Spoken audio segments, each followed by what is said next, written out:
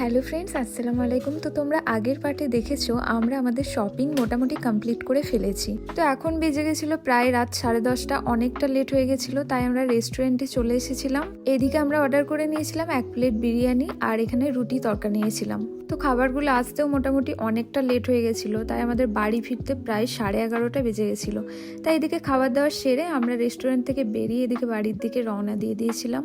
আর তোমরা এটা দেখো, আকাশের চাঁদটাকে এতটা বেশি সুন্দর দেখতে লাগছিল যে ভিডিও না নিয়ে আমি পারলামই না, তাই তোমাদের সঙ্গে শেয়ার করে দিলাম।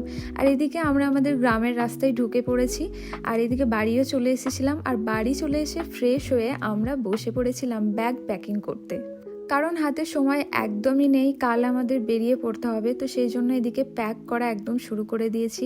আমি আমার সমস্ত যাবতীয় জিনিসগুলো নিয়েছি, আমার হাজব্যান্ডরে নিয়েছি। আর এদিকে কিছু শুকনো খাবার নিয়েছিলাম, তোমাদেরকে বলেছিলাম যে কিছু প্যাকেট খাবার আর কি নিয়েছিলাম।